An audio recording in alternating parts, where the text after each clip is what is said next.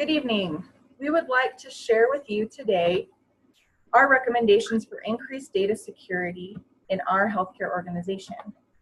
To do this, we would like to first walk you through the 2014 data breach of Community Health Systems Incorporated. To begin, who is Community Health Systems? They are one of our nation's largest healthcare organizations with 106 hospitals spanning across 18 states. And looking at this figure, we can see that their reach is across the southern United States, and this can show us that there is an extensive amount of data that would be flowing through their network at any given time. So in this breach, what data was compromised? In April through June of 2014, Community Health Systems Network was breached and the personally identifiable information of 4.5 million patients was exposed. This left their patients open to identity theft and loss of privacy. While no patient medical data was included in the breach, personally identifiable information is still protected under HIPAA, thus leading Community Health Systems to a $4.5 million settlement to be finalized in August of this year. So what happened? It was originally believed that a malware injection was the cause of the breach, but upon further investigation, we were led to the true culprit, which is called the Heartbleed vulnerability. This Heartbleed vulnerability is a flaw in the TLS-DTLS implementation in OpenSSL versions 1.0.1 through 1.0.1G that doesn't handle the Heartbleed extension packets. Because of this, this allows attackers to access sensitive data from process memory by triggering a buffer overread. So Heartbleed affected Community Health Systems through a device that they purchased from Juniper Networks. So to give you an idea of what happened there, Heartbleed flaw was made public to the internet in April of 2014. Juniper released a patch shortly after that. So then why, by August of 2014, is Community Health Systems making national headlines over a breach capitalizing on this very flaw? Let's take a look at the timeline to get an idea. April 7th of 2014, Heartbleed disclosure was made public access on the internet. Anybody and everybody who wanted to know about this vulnerability had free access to it and its details. By April 11th, only 3 days later, Juniper Networks fixed the code and released a patch to all of those affected and those using their devices. However, despite this, April through June of 2014, Chinese hackers were able to utilize this Heartbleed vulnerability to breach Community Health Systems network. And it wasn't until July of 2014 that Community Health Systems even began investigating and saw that something was wrong. So what happened? Why was this patch released in April not utilized to keep them from having this major breach from April to June of that same year? So it's clear to me and to my partner here that because of the lack of efficient patch management at Community Health Systems, they left themselves open to an easily avoidable breach. So what can we learn from this? Thank you, Alyssa. Okay, so in the near future, if any kind of breach were to occur, particular from the 2014 incident with Community Health Systems, the recommended security controls usually have a preventative measures for this particular situation. State here that the Community Health Systems has management to implement security and thus avoid any kind of further incident. So step one is to have an up-to-date management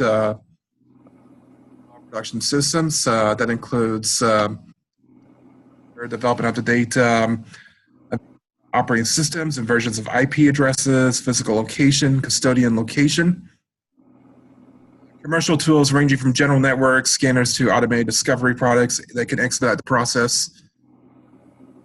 Having system administrators go ahead and your network periodically, which Community Health Systems didn't really have the efficient resources to look at the malware that was being taken place. They pretty much overlooked it at a time when the time became critical for the breach to happen.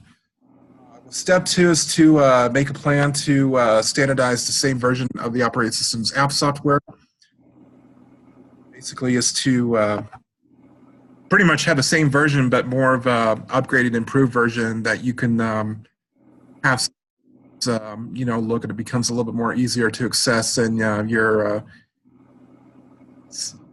step 3 is to make a list of all security security controls that take place. Routers, firewalls, IDs, AV, as well as configurations. Any system hardware or non-standard configurations in your list control. If you decide to respond to vulnerability alert if it ever does happen at all. In this case, is to make sure that the buffer of the overflow attack is being efficient. Have a SECSH protocol for your firewall. Gives you knowledge time to react in a particular time. And then we're on to step 4, which will compare reported vulnerabilities against your inventory control list. Includes basically 2 components to this. First, reliable system for collecting vulnerability alerts, and you need to separate the vulnerabilities that affect your systems from those that don't. Some companies, have staff dedicated to managing this process, and others use reporting services. So there should be several system administrators on site around the clock to check these vulnerabilities. Since the community health systems is basically on a 24-hour watch with so it's critical that all your information is confidential at all times and not vulnerable to third parties. If any breach were to occur, basically with the controls, which is basically is to classify the risk. Step 5 is to assess the vulnerability and likelihood of an attack of your environment. Pretty much, it's critical to have your systems updated constantly. Have any kind of malware be limited, and have your firewall pretty much updated constantly.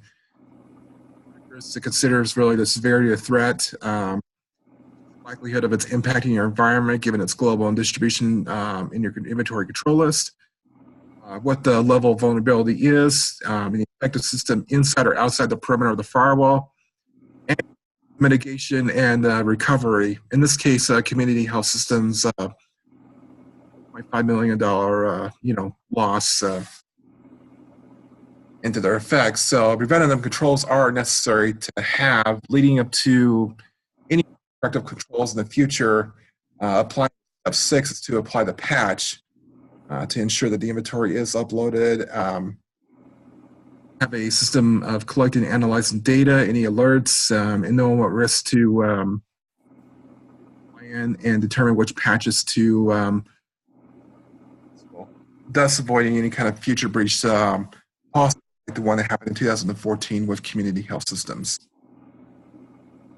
Back to you, Alyssa. All right, I agree with everything my partners just said, and want to stress the importance of keeping our systems up to date and our versions all standardized, and then we can avoid any kind of unnecessary attacks by doing so and be able to focus on the more complicated ones and allow us to focus our attention where we need it to be. So thank you very much. That's all we have. Thank you, everybody.